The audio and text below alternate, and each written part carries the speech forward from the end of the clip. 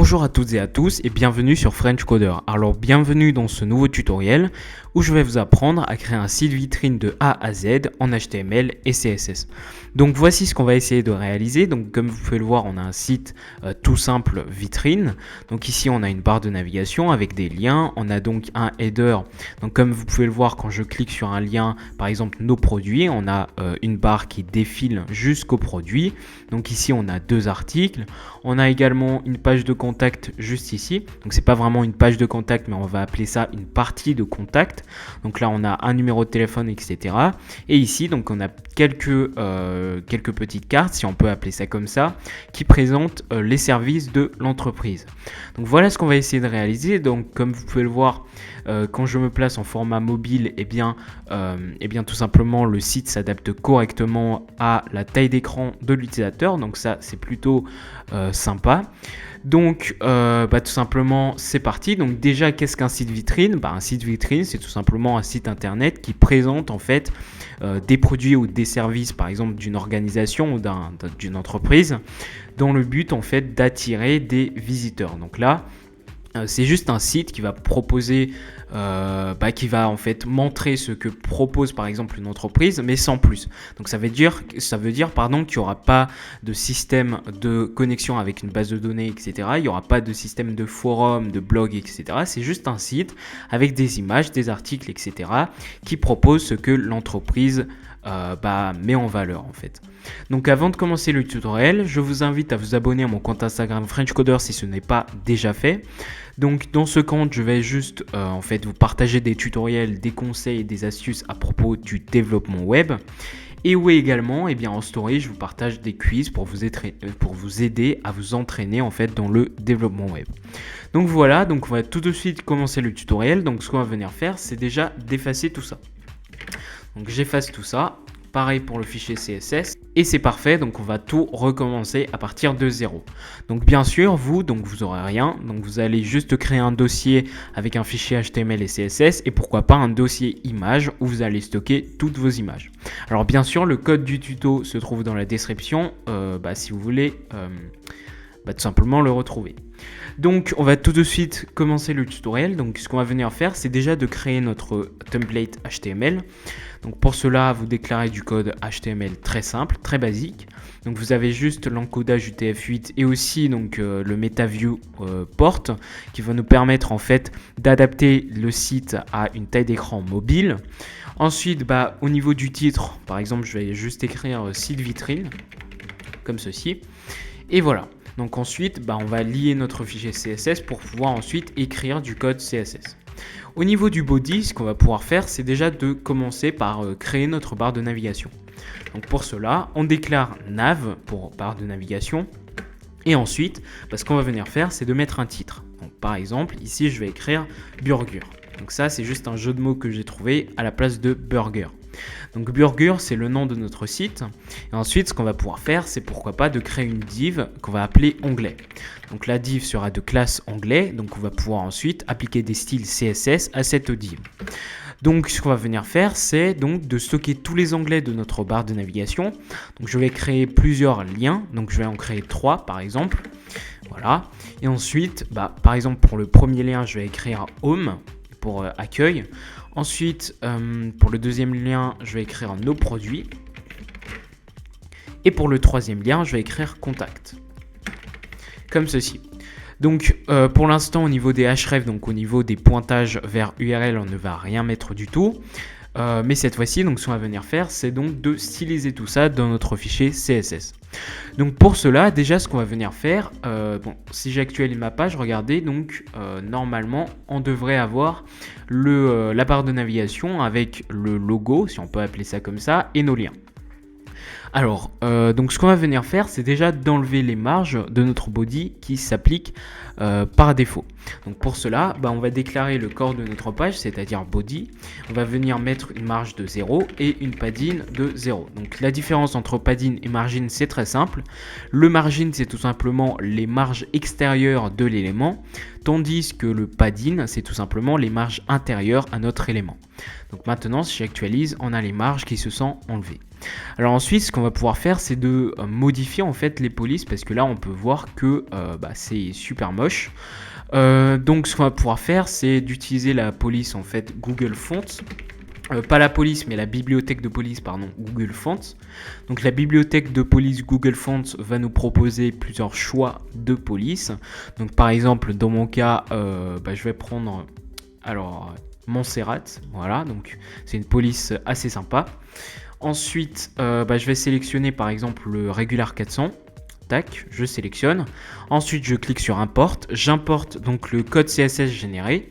Je me place tout en haut de mon fichier CSS et je le colle juste ici. Alors ensuite, ce qu'on va pouvoir faire également, c'est d'utiliser donc une autre police. Donc regardez, en fait, dans mon site principal, on a deux polices. Donc on a la police pour le logo et le texte qui se trouve ici. Et on a la police principale en fait sur tous nos textes. Donc la police pour le logo, eh bien ça va être, je sais plus c'était quoi, c'était je pense Playfair, si je me trompe pas, Playfair. Ouais, c'est bien ça, donc je sélectionne cette police. Donc je supprime juste la police que je viens d'importer. Et donc par exemple, on va sélectionner celui à 600. Voilà, donc semi-bold 600. Donc je sélectionne le style, je l'importe dans le fichier CSS et ensuite dans mon body en fait ce que je vais faire c'est tout simplement d'importer la police Montserrat. Donc pour cela dans le body vous allez utiliser la font family pour en fait pouvoir modifier la police de votre corps et ensuite par exemple je vais mettre Montserrat et ensuite comme police par défaut je vais mettre sans serif. Donc si j'actualise ma page, on a bien regardé la police qui s'est appliquée. Alors maintenant, ce qu'on va pouvoir faire, c'est de modifier notre barre de navigation. Donc pour cela, vous déclarez nav, donc pour la barre de navigation, vous mettez un display flex pour en fait aligner tous les éléments, voilà, en ligne.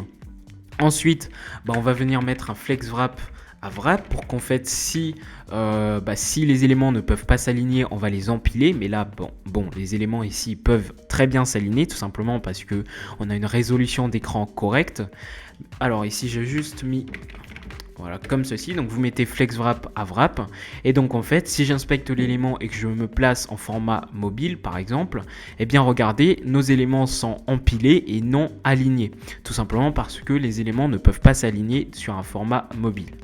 Alors ensuite, ce qu'on va pouvoir faire, c'est de centrer nos éléments avec un Justify Content Center, voilà, comme ceci. Ensuite, on va mettre un Align Items Center également. Voilà, comme ceci. Donc on a bien nos éléments qui sont centrés et au même niveau. Et ensuite, ce qu'on va venir faire, c'est pourquoi pas de mettre un border bottom, comme ceci, border bottom à 5 pixels. 5 pixels solide. Et par exemple, je vais choisir une couleur 6F, 6F, 6F, comme ceci. Donc si j'actualise, regardez, en fait, on a une couleur grise. Je pense que c'est du gris, donc une couleur grise qui s'applique en bordure de notre barre de navigation, donc ce qui va nous permettre de distinguer notre barre de navigation de notre header par la suite. Alors ensuite, ce qu'on va pouvoir faire maintenant, c'est de styliser déjà notre titre. Donc pour cela, je déclare nav h1, donc qui est le titre qui se trouve à l'intérieur de notre barre de navigation, pardon. Et donc ce qu'on va venir faire, c'est pourquoi pas modifier la couleur. Donc pour cela, par exemple, je vais choisir une couleur 71, 71, 71. Voilà, donc une couleur grise comme ceci. Et ensuite, ce qu'on va pouvoir faire, alors ici j'ai écrit 81, 81, excusez-moi, donc c'est 71, 71, 71, voilà. Alors ensuite, ce qu'on va venir faire, c'est font familier, c'est-à-dire donc pour modifier la police d'écriture de notre texte. Donc pour cela, j'utilise, comme je vous l'ai dit, la police Playfair Display, voilà, donc Playfair Display. Donc au lieu de mettre un plus, vous mettez un espace. Et ensuite, par défaut, donc je vais mettre du sans serif. Voilà, comme ceci. Donc si j'actualise, regardez, en fait, on a bien la police qui s'est appliquée correctement, en fait, comme dans notre projet final. Alors maintenant, ce qu'on va pouvoir faire aussi, c'est pourquoi pas déjà modifier la taille d'écriture du texte. Donc pour cela, je vais mettre à 30 pixels. Voilà, donc si j'actualise, on a bien le texte qui s'agrandit. Alors une fois qu'on a terminé avec le titre, ce qu'on va pouvoir faire, c'est de modifier nos onglets. Donc pour cela, je déclare donc la div anglais à l'intérieur de notre barre de navigation, pardon. Et ensuite, je déclare les balises A de notre div anglais, c'est-à-dire tous les liens, en fait, tous ces liens qui se trouvent à l'intérieur de la div. Donc ce qu'on va venir faire, c'est pourquoi pas mettre un text decoration anon, comme ceci. Alors excusez-moi, comme ceci, pour en fait enlever le soulignement par défaut au niveau des liens. Alors ensuite, ce qu'on va pouvoir faire, c'est de modifier la couleur en noir. Donc je vais mettre de la couleur hexadécimale 000. Ensuite, je vais mettre pourquoi pas un éloignement, un espacement entre chaque lien. Donc je vais mettre par exemple du 10 pixels, donc une marge extérieure à droite de 10 pixels. Donc voilà, on a bien un espacement entre chaque lien. Ensuite, ce qu'on va pouvoir faire, c'est donc pourquoi pas mettre un border à bottom. Tout simplement un pixel solide en noir également pour en fait avoir un soulignement en dessous de chaque lien. Et enfin, ce qu'on va pouvoir faire, c'est d'espacer l'underline qu'on vient de mettre du texte. Donc pour cela, je vais mettre un padding bottom, c'est-à-dire une marge intérieure en bas de 5 pixels, comme ceci. Donc si j'actualise, regardez, on a bien l'underline qui s'applique correctement. Alors si vous ne comprenez pas la différence entre marge intérieure et marge extérieure, je vais vous l'expliquer. Donc je vais juste ouvrir un tableau blanc. Donc, alors Start Drawing. Donc ici en fait, imaginons que vous ayez votre élément. Voilà, donc là c'est votre élément HTML. Donc en fait, une marge intérieure, c'est tout simplement les marges qui se trouvent à l'intérieur de votre élément. Donc voilà, toutes les flèches bleues qui se trouvent ici. Et les marges extérieures, c'est les marges en fait qui se trouvent à l'extérieur de votre élément. Donc les flèches rouges que je suis en train de dessiner.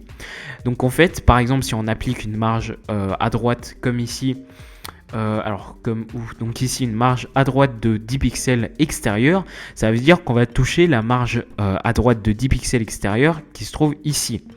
Donc ce qui nous a permis ici de mettre un éloignement, un espacement entre chaque lien. Voilà. Alors ensuite, pareil en fait pour l'underline, pour espacer le texte du soulignement, ce qu'on a fait c'est de mettre cette fois-ci une marge intérieure ici de 5 pixels pour pouvoir espacer l'underline, donc le soulignement du texte qui était ici. C'est parfait. Donc maintenant, ce qu'on va pouvoir faire, c'est donc de nous occuper de notre nav anglais, donc notre div anglais principal. Donc pour cela, je déclare anglais tout simple, sans les liens. Et ensuite, ce qu'on va pouvoir faire, c'est déjà de mettre un margin top de 3 pixels afin de mieux aligner nos liens avec le titre. Donc si j'actualise, on a bien nos liens qui sont bien alignés au niveau du titre. Et ensuite, ce qu'on va pouvoir faire, c'est de mettre une margin left. Voilà, comme ceci, donc une marge extérieure à gauche cette fois-ci de 300 pixels afin de pouvoir éloigner donc notre titre, notre logo si vous voulez, de nos liens. Donc voilà. Et bien maintenant, une fois qu'on a terminé avec cette barre de navigation, alors ce qu'on va pouvoir faire également, c'est d'appliquer la barre de navigation au format mobile. Parce que là, on a un effet dégueulasse quand on se place en format mobile. Pour cela, on va utiliser ce qu'on appelle les Media Queries. Les Media Queries qui permettent en fait de gérer, d'appliquer des styles, en fait, des propriétés en fonction de la taille d'écran de l'utilisateur. Donc pour cela, vous mettez donc un arrobase pour déclarer une fonction en CSS, si je ne me trompe pas. Vous mettez media screen and max width, donc parenthèse max width, et vous mettez la taille d'écran maximale, donc par exemple ici 680 pixels.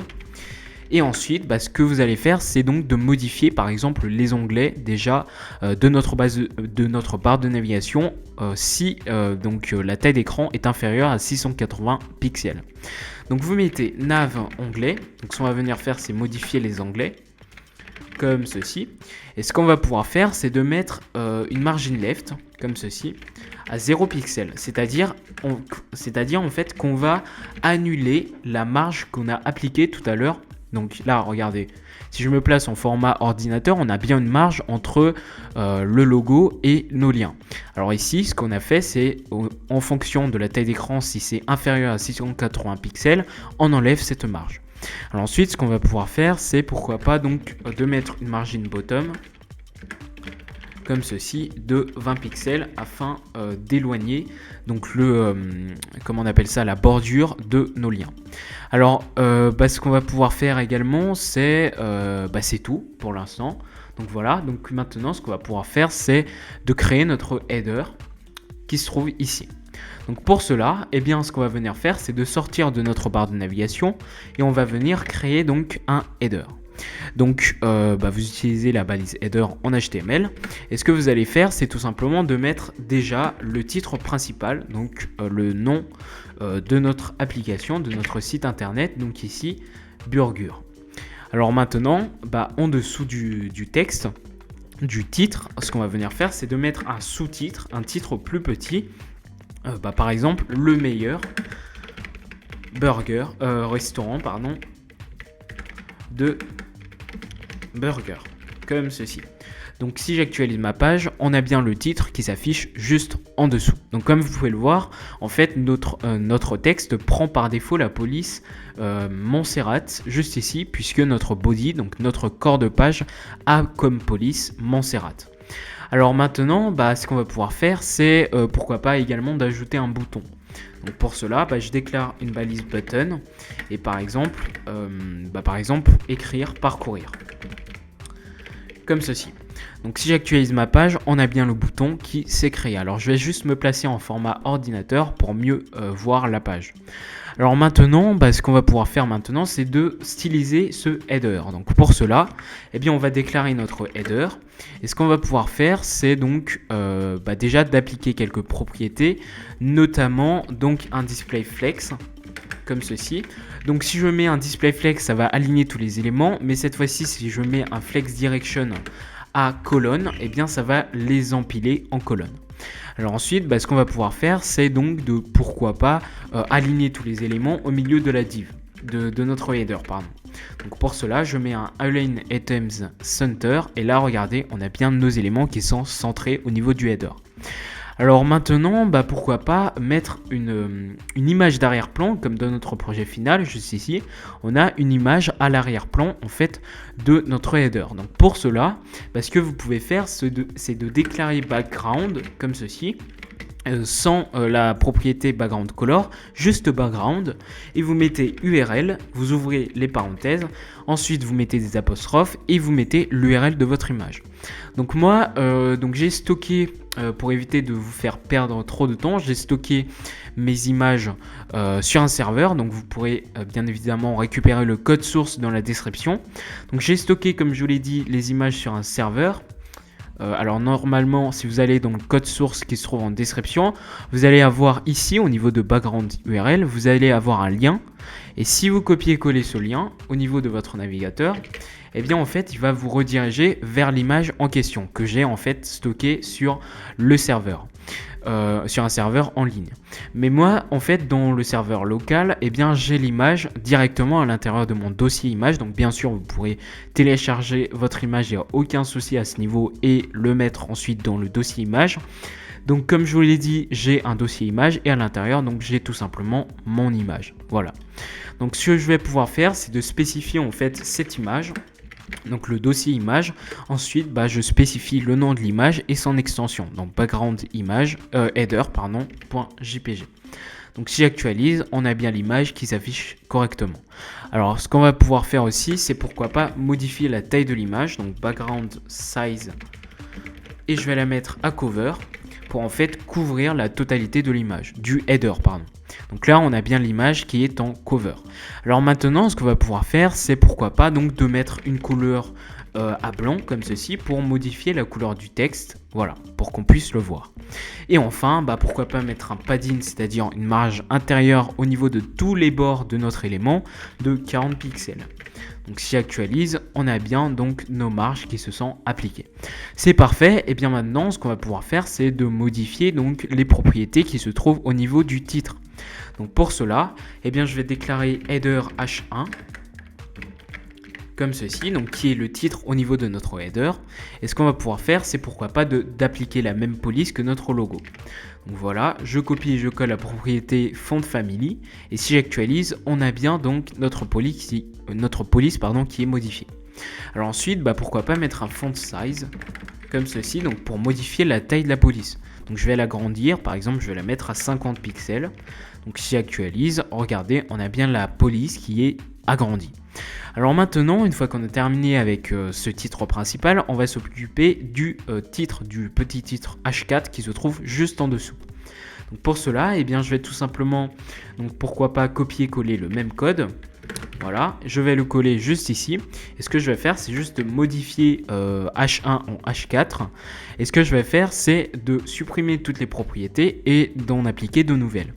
Donc par exemple, par défaut, en fait, on a un grand espace entre nos deux textes. Donc pour réduire cet espace, ce qu'on va pouvoir faire, c'est de réduire tout simplement la marge extérieure en haut.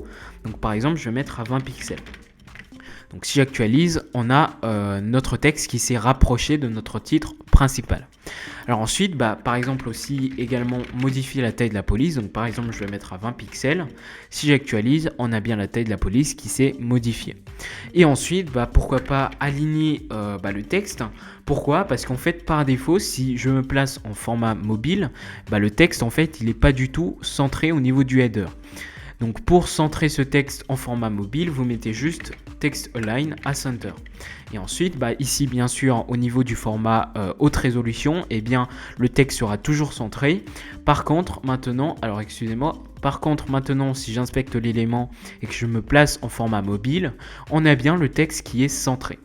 Et ensuite, ce qu'on va pouvoir faire, c'est donc de, pourquoi pas, appliquer une bordure bottom, comme ceci, donc border bottom de 1 pixel, pourquoi pas solide, et je vais le mettre en blanc, comme ceci, pour avoir un underline en dessous de notre titre.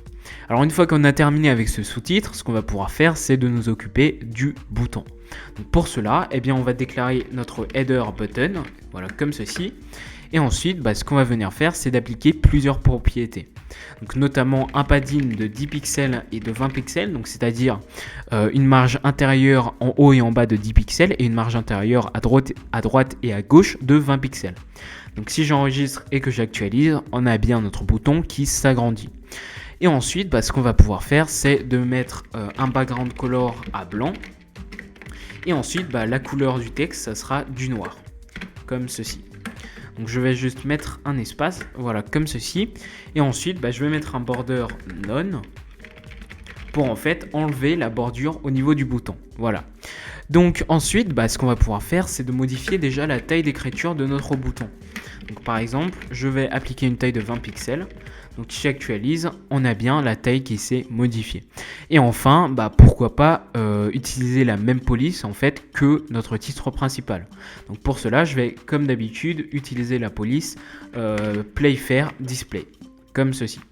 Et enfin, quand en fait je clique sur le bouton, on a en fait cet effet rouge qui apparaît autour du bouton. Donc pour enlever cet effet, vous mettez juste un outline comme ceci à none. Comme ceci, donc si maintenant je clique sur le bouton, l'effet d'entourage en rouge a disparu. Et enfin, pourquoi pas mettre un curseur à pointeur pour pouvoir en fait, lorsque je place mon curseur au-dessus du bouton, il se modifie en un pointeur. Et voilà, donc comme vous pouvez le voir, on a terminé avec notre header, donc ça ressemble à peu près à ce qu'on a en fait, alors attendez, donc ça ressemble à peu près à ce qu'on a normalement dans notre projet final juste ici. Donc maintenant, ce qu'on va pouvoir faire, c'est de nous occuper en fait de la partie principale, c'est-à-dire donc les deux cartes en fait qui se trouvent juste ici. Donc pour cela, ce qu'on va pouvoir faire, c'est qu'au niveau de notre fichier HTML, on va venir créer, donc on va sortir de notre header et on va venir créer une nouvelle section. Une nouvelle section qu'on va appeler pourquoi pas main pour principal. Et ensuite, par exemple, je vais appliquer un identifiant également que je vais appeler par exemple Products. Pourquoi ? Tout simplement parce que au niveau du lien, rappelez-vous, on avait un lien nos produits. Donc en fait, ce qu'on va pouvoir faire, c'est que lorsque l'utilisateur va cliquer sur le lien ici, nos produits, on va le rediriger vers la section qu'on va créer. Donc pour cela, donc au niveau du lien nos produits, au niveau du href, vous allez tout simplement mettre un hashtag pour spécifier identifiant et ensuite vous mettez products en anglais. comme ceci. Donc si j'actualise ma page et que maintenant je clique dessus, bien sûr rien ne se passe tout simplement parce que notre section est vide. Alors ensuite, ce qu'on va pouvoir faire maintenant, c'est de créer nos différentes cartes. Alors donc dans cette section, je vais par exemple créer une div content qui va en fait stocker tous nos éléments, donc toutes les cartes qui se trouvent ici. Et ensuite, ce qu'on va pouvoir faire, c'est de créer donc nos premières cartes. Donc par exemple, je vais créer une première carte que je vais appeler card. Donc la classe sera card. Et ce que je vais faire, c'est tout simplement, donc pourquoi pas de mettre déjà donc le contenu qui se trouve à gauche et le contenu qui se trouve à droite. Donc pour cela, je vais tout simplement créer une nouvelle div que je vais appeler left pour le contenu qui se trouve à gauche de la carte. Et ensuite, je vais créer une autre div qui va s'appeler right pour le contenu qui se trouve à droite de notre carte. Alors le contenu qui se trouve à droite de notre carte, ça correspond tout simplement à l'image de nos cartes. Alors ensuite, à l'intérieur de la div class left, ce qu'on va pouvoir faire, c'est tout simplement de créer un titre, le titre qui se trouve ici. Donc pour cela, ce qu'on va pouvoir faire, c'est par exemple d'écrire nos valeurs. Donc on va créer la première carte. Et ensuite, au niveau de la description de la carte, donc je vais juste créer, pourquoi pas une balise paragraphe. Et à l'intérieur, je vais mettre par exemple manger sainement. Alors pour éviter de perdre trop de temps, je vais juste copier le texte qui se trouve ici et je vais le coller. Et maintenant, si j'actualise, on a bien notre texte qui s'affiche. Donc au niveau de la partie right, c'est-à-dire la partie droite de notre carte, ce qu'on va pouvoir faire, c'est d'afficher l'image. Donc pour cela, on utilise la balise img et comme d'habitude, en fait, dans mon dossier image, j'ai déjà donc là l'image, donc burger1.jpg.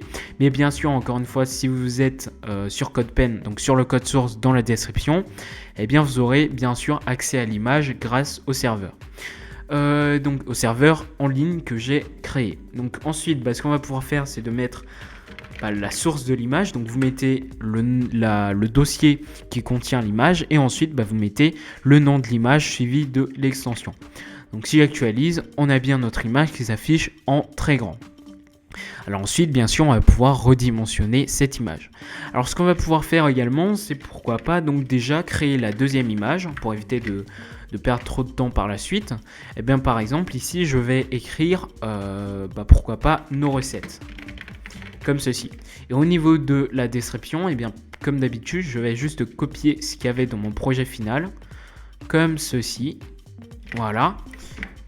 Et maintenant, donc si j'actualise ma page, on a bien donc la deuxième carte juste ici qui s'affiche. Donc je vais juste remplacer l'image par burger2.jpg. Donc si j'actualise, ok, c'est parfait. Donc on a l'image qui a été remplacée. Alors maintenant, ce qu'on va pouvoir faire, c'est donc au niveau du style en fait .css, donc au niveau de notre fichier CSS, ce qu'on va pouvoir faire, c'est donc de déjà déclarer donc notre section principale. Donc la section principale, rappelez-vous, elle a comme classe main. Donc vous mettez main.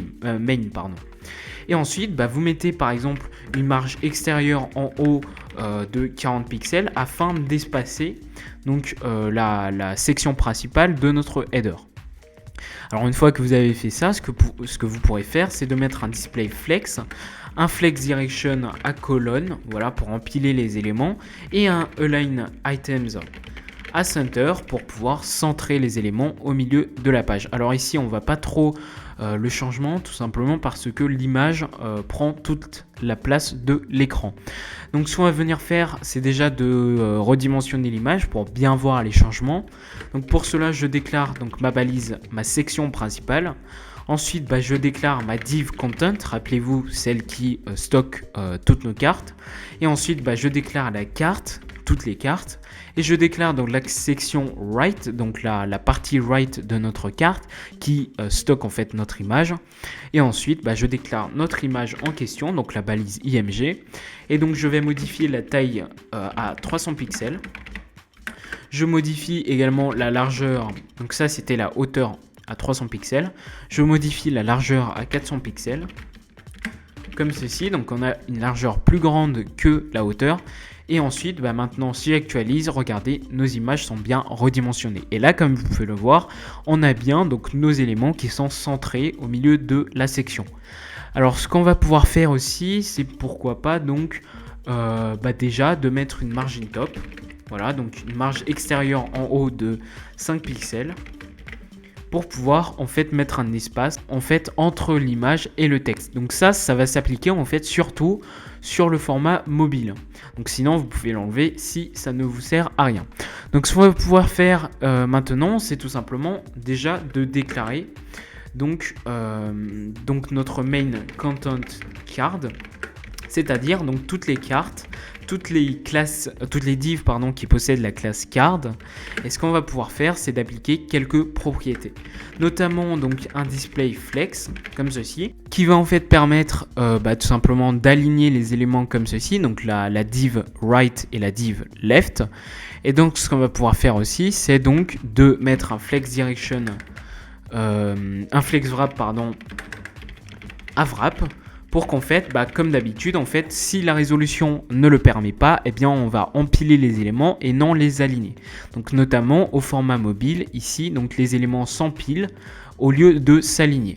Alors ensuite, ce qu'on va pouvoir faire, c'est de mettre un justify content à center pour centrer les éléments, comme ceci. Donc, normalement, ok. Donc là, on a les éléments qui se sont centrés. Et ensuite, pourquoi pas mettre un margin bottom de 20 pixels afin en fait d'espacer nos deux cartes. Donc ici on a bien un espacement entre la première carte et la deuxième. Alors maintenant, une fois qu'on a terminé avec notre main content card, ce qu'on va pouvoir faire, c'est déjà de nous occuper de la partie gauche de chaque carte. Donc pour cela, je vais déclarer main content comme ceci, card, cette fois-ci left.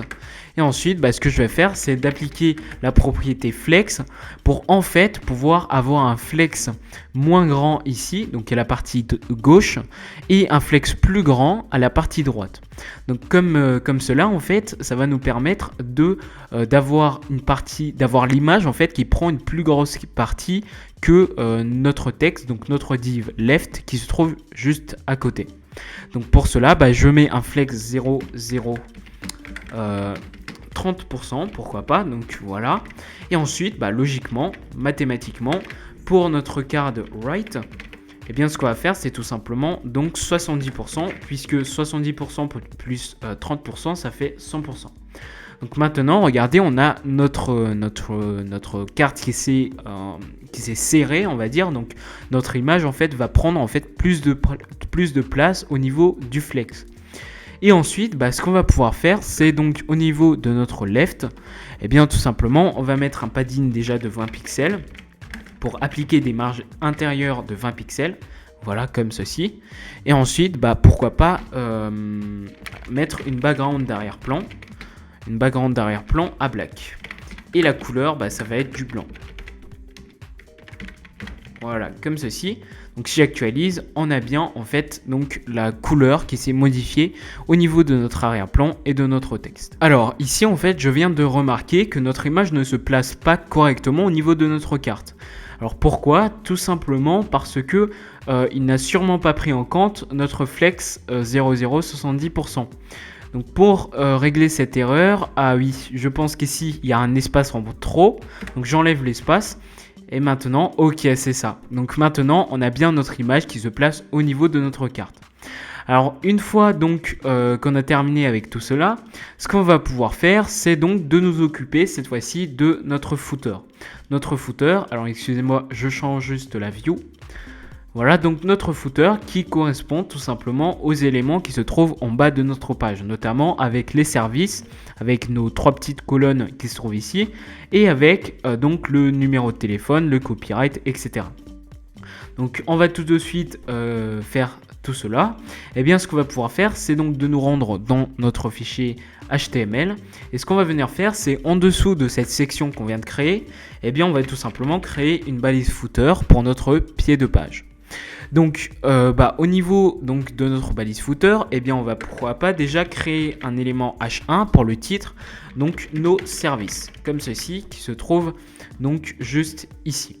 Donc si j'actualise mon code, regardez, on a bien le titre qui s'affiche correctement.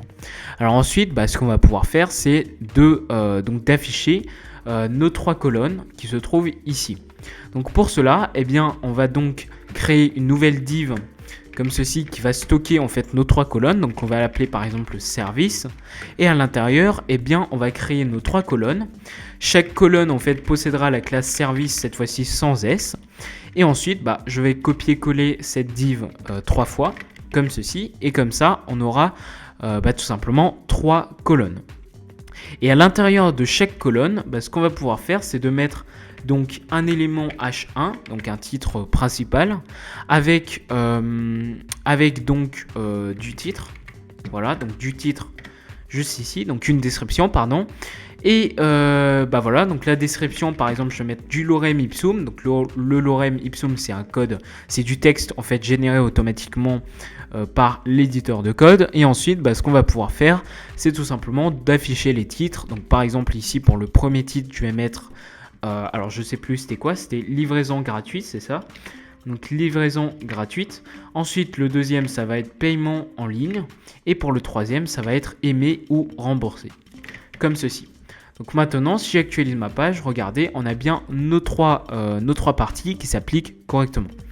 Alors ensuite, ce qu'on va venir faire aussi, c'est au niveau du même footer, je vais afficher le texte de contact. Donc je vais créer un paragraphe de classe contact. Pourquoi pas même d'id contact pour en fait ici au niveau de notre lien pouvoir accéder à cet élément directement en cliquant sur le lien dans la barre de navigation. Donc ici je remplace le href par tout simplement contact, par l'id contact comme ceci. Et ensuite maintenant ce qu'on va pouvoir faire c'est donc alors ici j'ai oublié d'écrire contact, ok. Et ensuite, ce qu'on va pouvoir faire, c'est de copier donc, le texte de contact qui se trouve ici. Et à la place du petit c de copyright, eh bien, je vais écrire copy pour en fait créer un symbole de copyright. Donc maintenant, si j'actualise, on a bien donc notre texte qui s'affiche correctement. Alors une fois qu'on a terminé avec le code HTML, ce qu'on va pouvoir faire, c'est de nous occuper du code CSS. Donc pour cela, je déclare footer, donc pour le pied de page.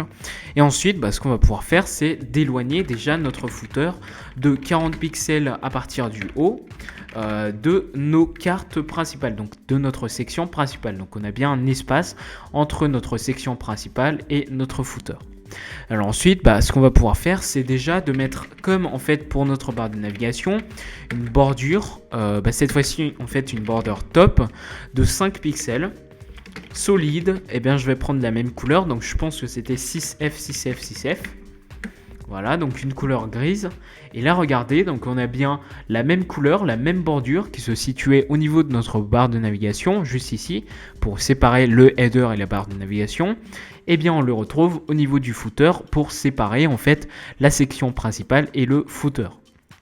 Alors une fois qu'on a terminé avec cette bordure, ce qu'on va pouvoir faire, c'est de modifier donc la couleur d'arrière-plan de notre page, donc de notre footer, pardon. Donc par exemple, je vais utiliser une couleur noire comme ceci. Voilà, et donc là on a bien notre footer qui est en noir, mais sauf qu'ici, donc regardez le texte, on ne voit plus trop le texte, donc pour cela je modifie la couleur du texte en blanc. Donc si j'actualise, on a bien le texte qui s'affiche donc correctement. Alors ensuite, ce qu'on va pouvoir faire, c'est donc pourquoi pas mettre une marge intérieure à l'intérieur de notre pied de page, tout simplement parce qu'ici, en fait, nos éléments sont collés au niveau de la bordure du footer. Donc pour mettre donc une marge, en fait, ce qu'on va pouvoir faire, c'est de mettre une padding de 30 pixels en haut et en bas, et une padding de 100 pixels à droite et à gauche. Et maintenant, regardez, donc on a bien la marge qui s'applique correctement. Alors maintenant, une fois qu'on a terminé avec le footer brut, ce qu'on va pouvoir faire, c'est de modifier un par un en fait nos éléments qui se trouvent à l'intérieur. Donc pour cela, je déclare footer h1 et cette fois-ci, par exemple, je vais prendre en fait comme d'habitude pour tous nos titres, je vais prendre la font family Playfair Display. Donc la police Playfair Display. Donc regardez, on a bien en fait tout simplement notre police qui s'est modifiée. Alors sauf qu'il a également appliqué sur toutes les balises H1, ce qui n'est pas un effet désiré. Donc la petite astuce, c'est tout simplement de pourquoi pas modifier les balises H1 qui se trouvent à l'intérieur de chaque colonne en H3. Comme ça, en fait, le style de la balise H1 ne va pas s'appliquer au niveau des balises H3. Si j'actualise, regardez, donc on a bien la police qui n'est pas modifiée au niveau de nos éléments H3. C'est parfait. Alors ensuite, ce qu'on va pouvoir faire, c'est donc de tout simplement déclarer une border bottom. Donc border bottom à 1 pixel solide et en blanc comme d'habitude, comme ceci, pour pouvoir en fait avoir un soulignement au niveau de notre texte. Alors le soulignement ici, il est trop grand. Donc dans notre projet final, regardez, on a un soulignement qui est plus petit. Donc ce qu'on va pouvoir faire, c'est tout simplement de jouer sur la largeur. Donc pour cela, vous mettez donc un width à pourquoi pas, je sais pas, 20%, voilà. Et ensuite, si j'actualise, regardez, donc on a bien le soulignement qui s'est rétréci. Donc une fois qu'on a terminé avec ça, ce qu'on va pouvoir faire, alors ce que je vais juste faire, c'est d'ajouter une petite marge entre le texte et le soulignement. Ce qu'on va pouvoir faire, c'est de mettre un padding bottom, comme d'habitude, de 5 pixels. Donc si j'actualise, ok, c'est parfait. Alors maintenant, on va passer aux choses sérieuses, c'est-à-dire donc les différentes colonnes qui se trouvent juste en dessous. Donc pour cela, je vais déclarer déjà donc notre footer service avec un S, qui est donc notre div principal qui stocke en fait toutes nos colonnes. Donc pour cela, déjà je vais remonter en fait notre div au niveau donc du texte, du titre. Donc si j'actualise, regardez, on a diminué l'espace qui se trouvait entre nos éléments. Et ensuite, ce qu'on va pouvoir faire aussi, c'est de mettre un display flex pour aligner les éléments en ligne, comme ceci.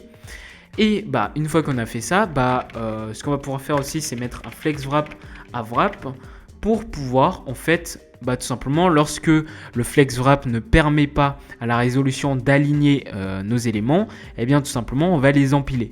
Et c'est tout pour notre footer service. Alors ensuite, ce qu'on va pouvoir faire maintenant, c'est de nous occuper de chaque colonne. Donc pour cela, je déclare footer service, voilà, comme ceci. Et ensuite, je déclare la div, toutes les divs en fait qui possèdent la classe service sans S. Et ensuite, ce qu'on va pouvoir faire, c'est de mettre une margin right de pourquoi pas 30 pixels.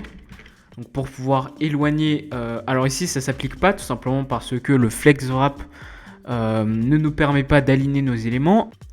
Pour régler ce problème, ce qu'on peut faire, c'est de déclarer notre footer service P cette fois-ci, donc qui est notre paragraphe qui ici en fait prend une largeur trop élevée.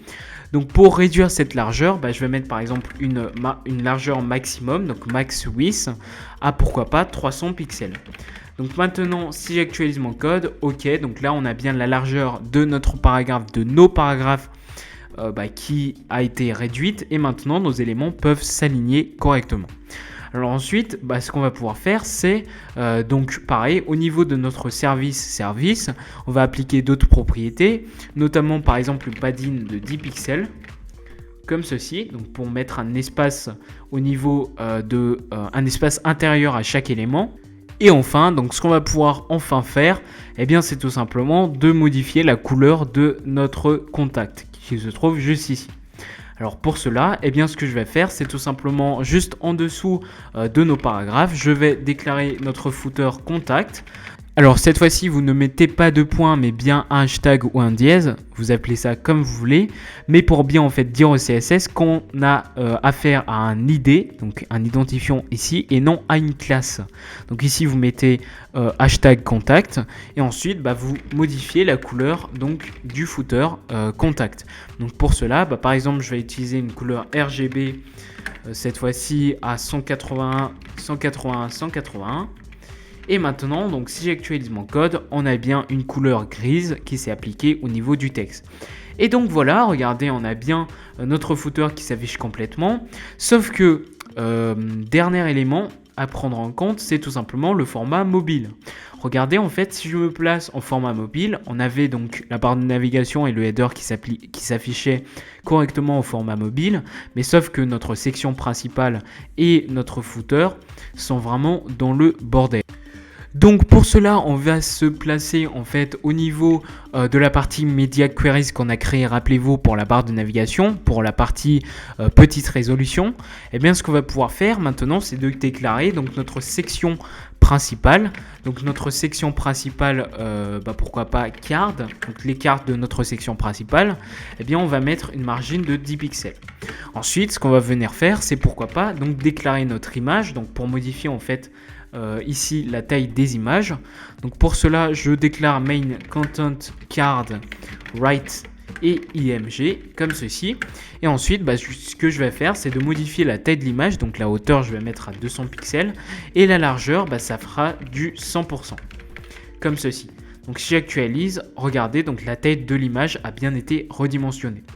Ensuite, ce qu'on va pouvoir faire, c'est de mettre donc un margin top de 0 pixels pour pouvoir en fait placer notre image, coller en fait notre image au niveau de, du texte qui se trouve juste ici. Alors ensuite, une fois qu'on a fait ça, ce qu'on va pouvoir faire, c'est de déclarer donc main content card. Et ensuite, ce que je vais faire, c'est de mettre un display block pour en fait annuler notre display flex. Voilà, donc comme vous pouvez le voir, quand je mets un display block, eh bien notre display flex est annulé et du coup, regardez, on a bien notre texte, notre partie gauche qui en fait se place correctement en fonction de l'image.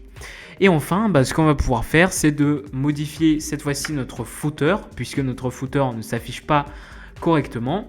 Donc ce qu'on va juste faire, c'est pourquoi pas diminuer les marges. Donc ce que je vais faire, c'est déclarer le footer et je vais diminuer les marges à 30 pixels. Donc la margine, la padding, c'est-à-dire la marge intérieure, je la diminue à 30 pixels. Et maintenant, regardez, donc on a bien notre footer qui s'affiche correctement. Et comme vous pouvez le voir, notre site vitrine est terminé. On a bien donc notre barre de navigation, notre header. On a bien ici donc notre section principale avec nos différentes cartes. Donc ici, on a un bel effet d'espacement en fait entre notre partie gauche et notre partie droite.